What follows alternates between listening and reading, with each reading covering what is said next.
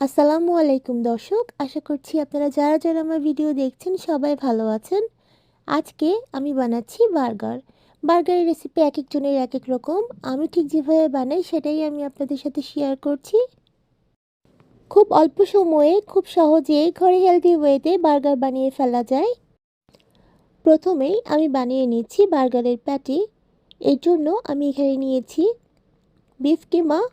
আমি এখানে 2 pound beef কিমা নিয়েছি। একটা মিক্সিং বোলে আমি কিমাগুলোকে নিয়ে নিয়েছি। এবারে আমি সব মশলাগুলো এর সাথে দিয়ে দিব।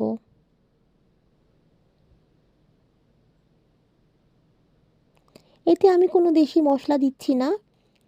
এটা যেহেতু দেশি স্টাইলের বার্গার না, তাই আমি কোনো দেশি মশলা দিচ্ছি না। এখানে আমি দিয়েছি garlic powder, black pepper powder, স্বাদ মতো লবণ। ব্যাস, এই মশলা বলতে এই তিনটা জিনিসই, লবণ, গোলমরিচের গুঁড়া আর গার্লিক পাউডার। আর দিচ্ছি পেঁয়াজ কুচি আর 2 রকমের ক্যাপসিকাম, সবুজ এবং লাল।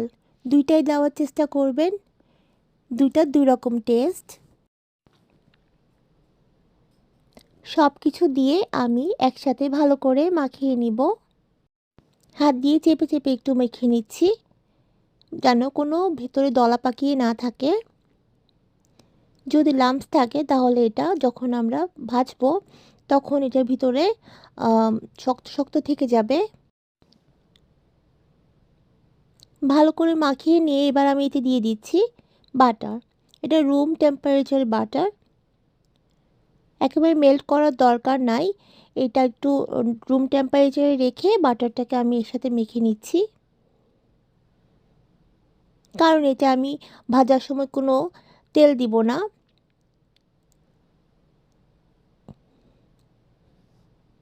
যখন ভাজবো এই বাটারটাই একটা ফ্যাটের কাজ করবে। এবারে আমি বার্গারের শেপ দিয়ে নিচ্ছি, মানে আমি প্যাটিটার শেপ দিয়ে নিচ্ছি। আপনারা চাইলে হাত দিয়ে করে নিতে পারেন। আমি একটা বার্গার প্যাটি মেকার আছে আমার, ওটা দিয়ে করে নিচ্ছি। এটা দিয়ে একটু হ্যান্ডি হয়, একটু তাড়াতাড়ি হয়ে যায়। আমি আজকে একটু বেশি পরিমাণে বার্গারের প্যাটি বানাচ্ছি, কারণ আমি এগুলোকে ফ্রোজেন করে রাখবো। আমি সবসময় এভাবে বানিয়ে ফ্রিজে ফ্রোজেন করে রাখি।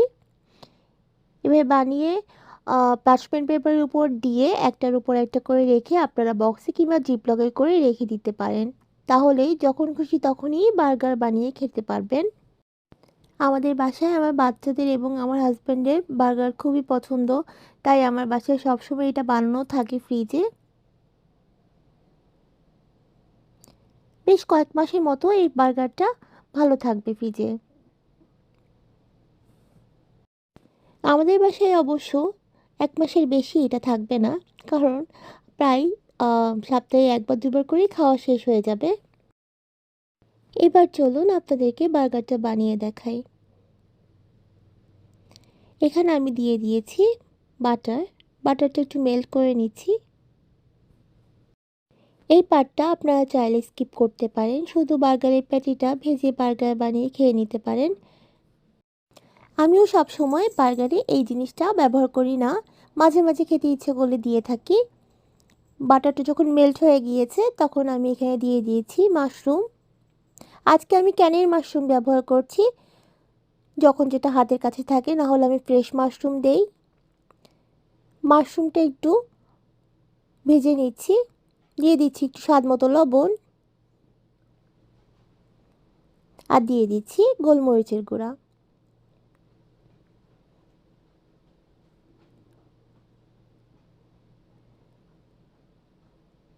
আমি বাটারে মাশরুমটাকে ভেজে নিচ্ছি।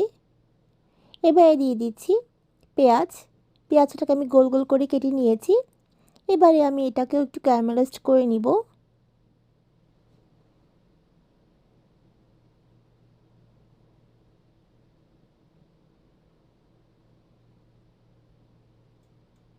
বার্গারে মাশরুম আর অনিয়ন ক্যারামেলাইজড করে দিয়ে খেতে ভালো লাগে। যারা মাশরুম খেতে পছন্দ করে না তারা শুধু এই পেঁয়াজটাকে এভাবে ক্যারামেলাইজড করে একটু ভেজে দিবেন, তাহলে দেখবেন বার্গারটার টেস্টটা অনেকটাই বেড়ে যায়। কাঁচা পেঁয়াজের বদলে এইভাবে খেয়ে দেখবেন, তাহলে অনেকটাই টেস্টটা বেড়ে যাবে, একটু ডিফারেন্ট টেস্ট লাগে। এবার আমি এগুলোকে উঠিয়ে নিচ্ছি।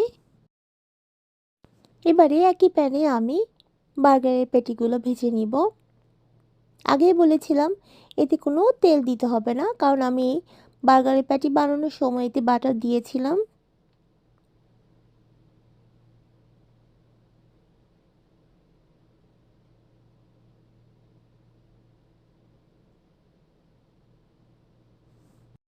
চুলার আঁচটা বেশি বাড়িয়ে রাখবেন না, তাহলে পুড়ে যাবে, ভেতরে কাঁচা থেকে যায়। আর বেশিক্ষণ ভাজারও দরকার নয়, বার্গারের প্যাটি খুব তাড়াতাড়ি হয়ে যাবে। আর বেশি ভাজলে এটা ভেতরে শক্ত হয়ে যাবে, জুসিনেসটা থাকে না। বার্গারের প্যাটিগুলো আস্তে আস্তে একটু ভেজে নিচ্ছি। আর এদিকে এটা হতে হতে আমি বার্গারের বানগুলোকেও একটু রেডি করে নিব।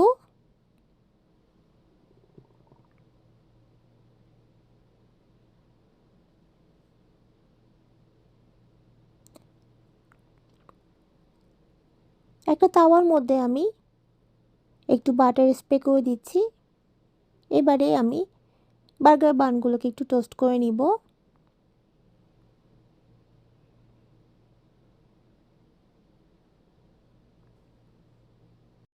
বার্গারের বানগুলোকে একটু টোস্ট করা হয়ে গেছে, এগুলোকে আমি উঠিয়ে নিচ্ছি। আর এদিকে বার্গারের প্যাটিও রেডি। আমি এবারে দিয়ে দিচ্ছি এতে চিজ স্লাইস। আমি হোয়াইট চিজ দিচ্ছি, আপনারা চাইলে আপনাদের পছন্দ মতো চিজ দিতে পারেন। এবারে সব কিছু রেডি, বার্গারটা অ্যাসেম্বল করে নিচ্ছি।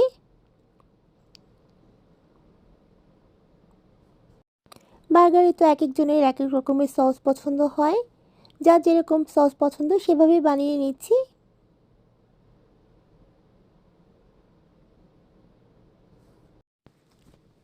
আর দেখুন এভাবে মেল্টেড চিজ সহ একটা গরম গরম বার্গারের প্যাটি, দেখতে কত ইয়ামি লাগছে তাই না? বার্গারের প্যাটির উপর দিয়ে দিচ্ছি ক্যারামেলাইজড করা মাশরুম আর অনিয়ন, এর উপরে দিয়ে দিচ্ছি লেটুস, তারপরে দিয়ে দিচ্ছি বার্গারের অর্ধেক বানটা। দেখুন কত লোভনীয় লাগছে তাই না? কত সহজেই তৈরি হয়ে গেল ইয়ামি জুইসি একটা বার্গার। আজকে তাহলে এই পর্যন্তই, ভালো থাকবেন সবাই, আমি আপনাদের জন্য দোয়া করি, আপনারাও আমার জন্য দোয়া করবেন। আসসালামু আলাইকুম, আল্লাহ হাফেজ।